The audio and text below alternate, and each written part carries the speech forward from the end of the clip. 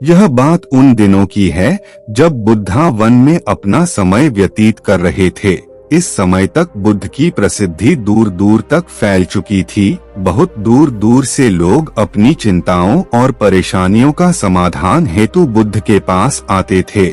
ऐसे ही एक दिन जब बुद्धा वन में अपने शिष्यों को प्रवचन दे रहे थे, तभी एक अधेड़ उम्र का व्यक्ति अपने नौजवान पुत्र को अपने साथ लिए बुद्ध की तरफ चला आ रहा था। जब यह प्रवचन स्थल के पास पहुंच गए तो बुद्ध ने एक नजर उन पर डाली और इशारे से बैठने के लिए कहा। जब प्रवचन समाप्त हो गए और सभी लोग वहां से चले गए तो बुद्ध ने उस व्यक्ति को अपने पास बुलाया और बैठने के लिए कहा। वहां चारों तरफ हरियाली छाई हुई थी, मौसम बहुत सुहाना था और तरह तरह के पक्षियों की आवाजें गूंज रही थी। ऐसा नजारा देखकर उस व्यक्ति को अंदर से असीम शांति महसूस हो रही थी। इसके बाद बुद्ध ने उस व्यक्ति से आने का कारण पूछा तो इस पर व्यक्ति ने कहा, तथागत, मैं 2 दिन की लंबी यात्रा करके अपने पुत्र को आपसे मिलवाने लाया हूँ। यह मेरा इकलौता पुत्र है और यह हर समय थका थका रहता है।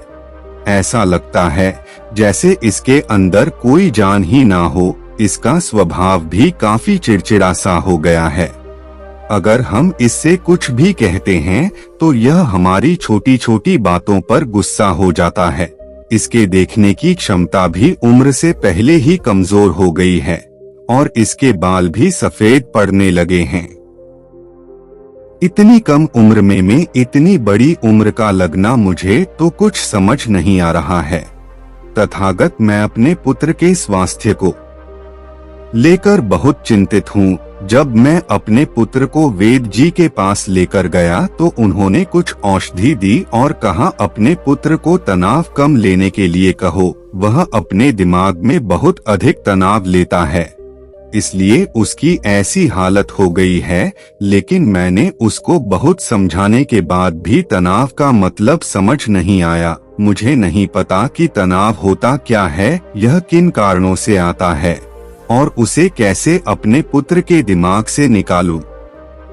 लेकिन मुझे सबसे पहले तो यह समझना है कि तनाव होता क्या है। इसीलिए तथागत मैं आपके पास आया हूँ। कृपया आप मेरी समस्या का समाधान कीजिए। यह सुन बुद्ध उसके पुत्र को बड़े ध्यान से देखते हैं, उसके चेहरे को देखते हैं, उसकी आंखों को देखते हैं और फिर उसके हाथों की नब्ज को भी देखते हैं। यह सारी विधि करने के पश्चात बुद्ध उस व्यक्ति से कहते हैं कि तनाव लेना तो कोई नहीं चाहता, लेकिन फिर भी यह तनाव लोगों के दिमाग को दीमक की तरह पकड़ लेता है और व्यक्ति जान भी नहीं पाता है कि वह तनाव में जी रहा है। लेकिन अगर व्यक्ति तनाव के कारणों को अच्छे से समझ लेता है और तनाव के बारे में कोई ऐसा पैमाना बना लेता है जिससे वह जान सके कि वह कितने तनाव में है, तो वह इस समस्या का समाधान भी खोज सकता है। सबसे पहले तो तुम यह समझो कि तनाव होता क्या है।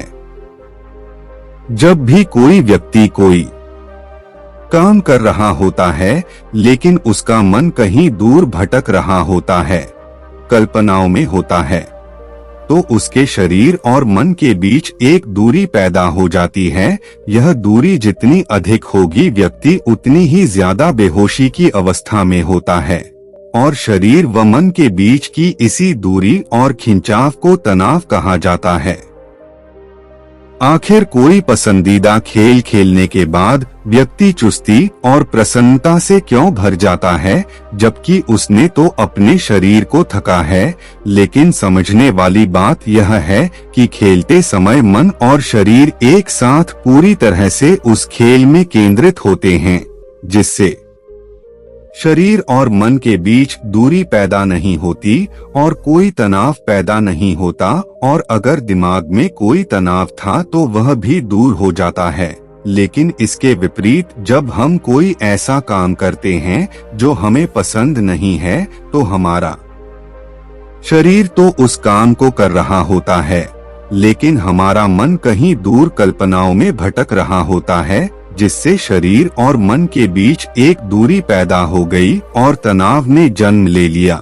इसीलिए व्यक्ति को एक समय पर सिर्फ एक ही काम करना चाहिए और अपने तन और मन की सारी शक्ति उसी एक काम पर लगा देनी चाहिए, जिससे व्यक्ति के अंदर तनाव पैदा ही ना हो। इसके बाद बुद्ध ने कहा, तनाव पैदा होने के मुख्य 8 कारण होते हैं और जिसने इन कारणों को समझ लिया वह जीवन भर तनाव मुक्त रह सकता है।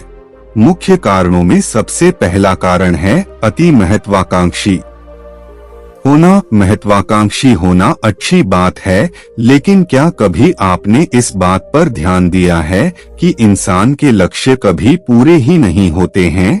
उसका एक लक्ष्य पूरा हुआ नहीं कि वह दूसरे की तरफ भागने लगता है, दूसरा पूरा हुआ तो तीसरे की तरफ, और इस तरीके से वह अपने लक्ष्यों को पाने के लिए जिंदगी भर गोल गोल घूमता रहता है।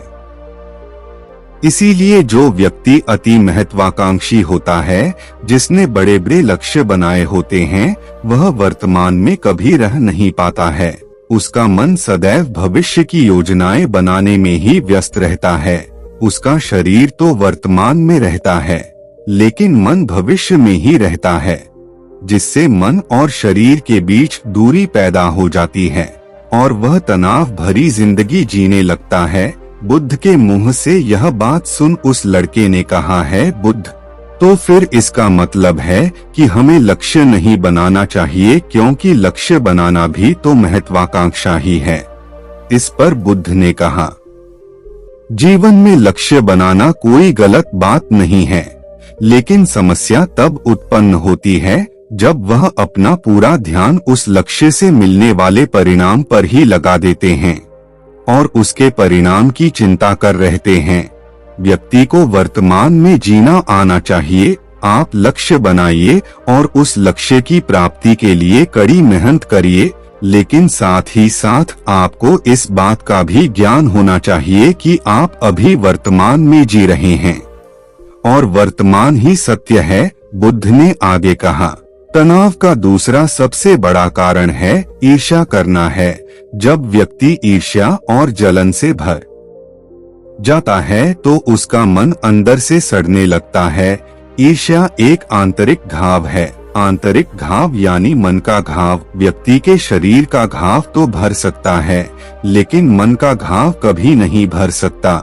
इसीलिए व्यक्ति को दूसरे की खुशी और तरक्की से कभी ईर्ष्या नहीं करनी चाहिए, क्योंकि ईर्ष्या तनाव का कारण है। इसके बाद बुद्ध ने तनाव का तीसरा कारण बताते हुए कहा कि आरुषि पूर्ण कामना करना, इससे भी मन में तनाव पैदा होता है। जो काम करना हमें पसंद ही नहीं है, जिस काम में हमारी रुचि ही नहीं है, उस काम में हमारा मन लग ही नहीं पाएगा। हमारा शरीर तो वही बैठा रहेगा, लेकिन हमारा मन कल्पनाओं की उड़ान भरेगा, जिससे शरीर और मन के बीच दूरी पैदा हो जाती है और व्यक्ति तनावग्रस्त हो जाता है। इसीलिए इंसान को हमेशा अपनी रुचि के अनुसार ही कार्य करना चाहिए। अगर व्यक्ति ने यह पता कर लिया कि उसे कौन सा काम करना पसंद है और वह उसी काम को अपने जीवन का लक्ष्य बना लेता है, तो फिर वह काम उसके लिए काम नहीं बल्कि एक खेल बन जाता है। फिर बुद्ध ने कहा, तनाव का चौथा कारण होता है किसी दूसरे से अच्छा रखना। बुद्ध ने उस व्यक्ति की ओर इशारा करते हुए कहा, एक पिता होने के नाते तुम्हारी अपने पुत्र से बहुत सी अपेक्षाएं होगी कि तुम्हारा पुत्र एक बहुत ही कामयाब इंसान बने, तुम्हारा नाम रोशन करे, जैसा तुम चाहते हो उस तरह का जीवन जिए, तुम्हारी हर बात माने। लेकिन क्या आज तक कभी किसी की सारी अपेक्षाएं पूरी हुई है? जब भी कोई व्यक्ति किसी दूसरे से कोई अपेक्षा रखने लगता है, तो वह अनजाने में अपने लिए तनाव पैदा करने लगता है। जरा सोचो कि अगर तुम्हारा बेटा तुम्हारे अनुसार काम नहीं कर रहा है और वह नहीं बन पा रहा है जो तुम उसे बनाना चाहते हो, तो निश्चित रूप से तुम्हारे दिमाग को तनाव तुम्हें पकड़ लेगा तुम तनाव से भरा जीवन जीना शुरू कर दोगे और इस तनाव के बस में आकर तुम ऐसा व्यवहार करोगे, ऐसी बातें करोगे कि तुम्हारा अपने पुत्र के साथ संबंध और भी खराब होता चला जाएगा। इसीलिए व्यक्ति को जितना हो सके उतनी कम अपेक्षाएं दूसरों से रखनी चाहिए और अगर पूरी तरह से तनाव मुक्त रहना है तो दूसरों से अपेक्षा रखना ही बंद कर दो। इसके बाद बुद्ध ने कहा कि शारीरिक कष्ट भी इंसान के तनाव का एक कारण होता है। जब व्यक्ति किसी शारीरिक पीड़ा से गुजर रहा होता है तो उसका पूरा ध्यान अपने उस शारीरिक दर्द पर होता है और वह पूरे दिन बस उसी के बारे में सोचता रहता है, जिससे उसका मन दुख के विचारों से भर जाता है और ऐसी स्थिति में व्यक्ति तनावग्रस्त रहने लगता है। यह सुन उस व्यक्ति ने कहा कि हे बुद्ध, शारीरिक दुख तो किसी भी व्यक्ति को हो सकता है, तो फिर क्या हुआ, व्यक्ति जीवन भर तनाव में ही जिएगा। इसका जवाब देते हुए बुद्ध ने कहा कि इंसान को यह बात समझनी चाहिए कि हमारा जीवन दुखों का आधार है। जैसे जैसे हमारा जीवन आगे बढ़ता है इसमें दुख आते हैं, बीमारियां आती है और फिर अंत में मृत्यु भी आती है। तो बीमारियां इंसान के जीवन का अभिन्न अंग है, कोई इनसे बच नहीं सकता। बस किसी किसी के जीवन में यह समय से पहले आ जाती है तो किसी के बाद में आती है। जब इंसान का मन इस बात को अच्छे से समझ लेगा तो फिर वह अपनी बीमारी के बारे में सोच कर ज्यादा तनाव नहीं लेगा, क्योंकि यह हमारे जीवन का अभिन्न हिस्सा है और इसके लिए व्यक्ति को शारीरिक रूप से भी अभ्यास करते रहना चाहिए। अपने जीवन में व्यायाम और स्वस्थ जीवन शैली को भी जगह देनी चाहिए ताकि उसका शरीर लंबे समय तक निरोगी रहकर सही से काम कर सके। तनाव का अगला कारण होता है अपनी योजनाओं को समझने के लिए समय न देना। कुछ लोगों के दिमाग में कोई विचार आया ही नहीं कि वह बिना सोचे समझे उस पर काम करना शुरू कर देते हैं और जब उस काम में उन्हें असफलता मिलती है तो वह तनाव से भर जाते हैं, क्योंकि उन्होंने उस काम को शुरू करने से पहले उसके बारे में पूरी जानकारी इकट्ठा नहीं की थी। इंसान को कोई भी काम शुरू करने से पहले उसके अच्छे और बुरे परिणामों के बारे में ठीक से सोच विचार कर लेना चाहिए। इंसान को इस बारे में भी सोच लेना चाहिए कि अगर यह योजना सफल नहीं हुई तो फिर इसके बाद मैं क्या करूंगा। इसलिए व्यक्ति को अपनी योजनाओं को ठीक से समझने के लिए पूरा समय देना चाहिए ताकि बाद में उस योजना की वजह से तनाव पैदा ना हो। तनाव का 7वां सबसे बड़ा कारण है टाल मटोल करना, आज के काम को कल पर टालना।